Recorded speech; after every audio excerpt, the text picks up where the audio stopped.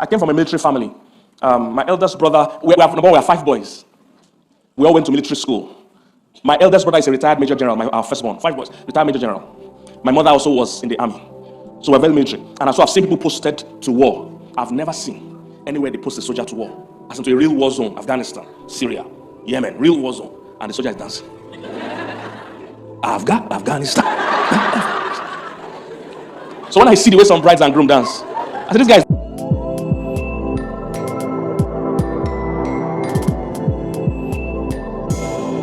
Welcome to Fresh Fire TV.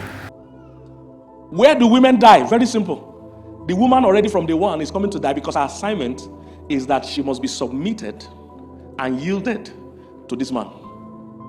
And women, let me tell you why it's death. Because naturally you are way more complex and sophisticated than a man. And God has asked you to follow someone way slower than you. That's why I love women are frustrated. Because they are following somebody that... Women don't understand when men want to go and think about something. You know, when the woman is talking to a man, he will say, I want to go and think about it. She doesn't understand. Say, so as you're standing here, you're not thinking. Because his brain is slower. Men think deeper but slower. Women think on their feet. As women are talking, they are thinking. I like to counsel women. If you counsel women, they tell you the problem, they also tell you the solution. And they now pay you. I love my job. Women think on their feet. As they're talking, they're thinking. So they always find it surprising when they tell a man an idea, they are very excited. Oh, honey, I think. And the only response the man says that, I want to go and think. Because his brain is slower. So it starts by being the right person. It's a call to death. I came from a military family. My eldest brother, we are 5 boys. We all went to military school.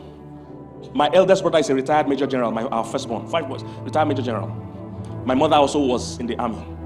So we're very military. And so I've seen people posted to war. I've never seen anywhere they post a soldier to war. As into a real war zone, Afghanistan, Syria, Yemen, real war zone. And the soldier is dancing. Afghanistan. So when I see the way some brides and grooms dance, I said, these guys don't know they're going to die. On our wedding day, my wife was shaking. Literally shaking. The priest had to tell her, if you don't stop shaking, I'll stop the wedding. Because she said she knew that, number one, her life will never be the same. Life as she knew it is going to end today. Where her parents always took care of her, where she could decide what she wanted to do with her life. That from today, she's submitting her whole life, putting it in the hand of another man. And it can wreck you. So she knew what she was getting into. That's sometimes how you know people that are going to make it. They understand the seriousness of the day. Some women think the marriage is about them. How do they think? They think, oh, he's going to be hugging me. He'll be giving me flowers. He'll tell me all these sweet things. Wow. That's why there are so many unhappy women in marriage. So many. Because they have unmet expectations. Expectations that nobody put on them. They created the expectations by themselves. Women, you guys cooperate for the wrong things. Because women worldwide just set up things. You know now, if you propose to a woman without a ring, she'll be upset. She can die. You propose without a ring? Please, which constitution or which scripture say you must propose a ring? I'm not saying you should not. I'm saying, look, there are many things you guys built up by yourself that have become a bondage to you. Many things you've set as standard. He's going to be telling me the right things. You are clueless. Because that man doesn't understand you. It will take the average man about 10 years in marriage to mature into his roles in marriage. About 10 years. Because except he has married before. If this is his first attempt, you are too complex. You are so different. He's not going to know what to say. He doesn't understand that women speak in parables. Women, you know you don't speak English. Oh, women speak in parables. Men are literal beings. If a man says leave me, he means leave me. If a woman says leave me, she means hold me. Show me you don't want to leave me. Confusing for the average guy. If a man says I'm leaving you, trust me, he has already thought of where he's going. He has a place. He has already done the calculations. He has called people. If a woman says I'm leaving you, I'm leaving, most of them have not thought of where they are going because they are not actually planning to leave. They will be it's on the way. They will be thinking, where am I going now? So I coach men that you must understand how women talk. They are not literal beings. If a woman says, you don't love me, for a woman, that's a question. It's not a statement. But men don't, the average man can't understand that. He thinks he's a literal being. He thinks it's a statement. You don't love me. He will think it's a call to debate.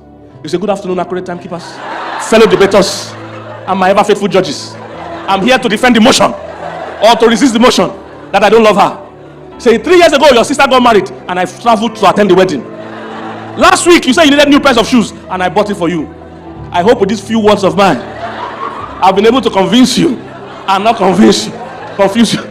He thinks it's a call to debate. No, when a woman says you don't love me, it's a question. The question is, do you love me?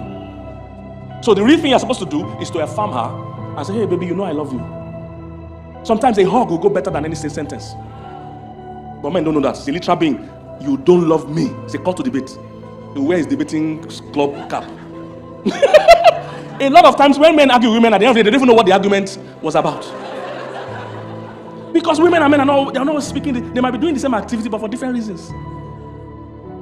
When a man and a woman comes together, the man wants to mate, the woman wants a mate.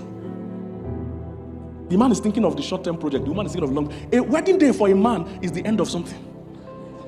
For the woman is the beginning of something. They are both dancing for different reasons. Because a man is a project-minded being. For him, project starts and ends. From the day he's toasting you, you are the project. And because he's one-track minded, he's giving you 100% attention, calling you morning, afternoon, night. The woman thinks this is how it's going to be. I like this guy, he's calling me. We even pray together in the morning. He's the first person to chat with me and the last person to chat every day. Ladies, enjoy that while it lasts. From the moment you say yes or you agree, in his mind, project completed. And he moves to another project. So you find out from when you agree to marry a man or sleep with him or whatever you don't, when he reaches a conclusion, his level of motivation drops incredibly. Even he can't explain it sometimes if he's not knowledgeable. He doesn't know why suddenly the urge to call you as he used to. Now you hear things like he's busy. I'm in a meeting. He was always busy before. Just that you were the project. I explained some of this in the book called Manual, The Way Men Think. Because women were always asking me, Pastor, why do men? So I had to write a book, a manual for women, to understand how men think. They are project driven. So once he has reached a conclusion, naturally, instinctively, he doesn't know why. He just moves to something else. So he doesn't give you as much attention. And the woman is distraught. She's doing everything. And before you know, she starts competing with his next project. I tell women, don't do that. Instead, compliment his next project. Find out what the next project is and be a part of it. Then he sees you. The moment you compete with his next project, you become a distraction. He relates you as stress. He starts avoiding you. And this is how many married couples live. Some men stay late at work, not because they have more work.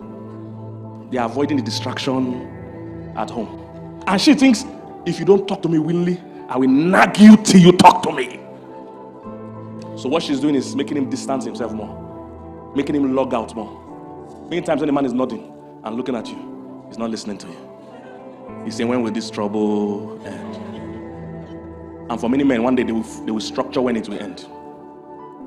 A man is a project-driven person. So on the wedding day when you are dancing, he's dancing that, oh, finally, I've finished this project. I can face my real estate business.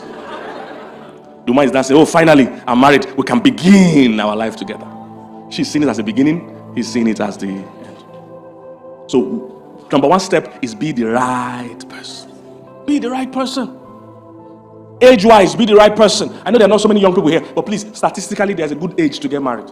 Don't get married when you are in your teens. Don't even get married early 20s, like 21, 20. Allow your life to... See, when you get married, your life will never be the same. There are some years that are meant to be for you. Because you will never have that kind of exclusivity again. Some people don't know this. There are some years that these are the only years you have to focus on you. And these are your teenage years and the early 20s, 21, 22, 23 if possible sometimes. Focus on you, your career, your vision, where you are going, your spiritual life. Focus a bit on you. You also mature at those ages. That's why, have you know, when you are 19, 20, you can fall in love with someone because of their hairstyle. When you are 29, you fall in love because of their lifestyle. Is somebody getting what I'm saying? So, basically, I'm saying, get this book. I dealt with all those things. What maturity is spiritually, mentally, physically, and all those things. The baseline is, first, be the right person. Secondly, choose the right person. When it comes to marriage, one of the most important things is who you do the marriage with.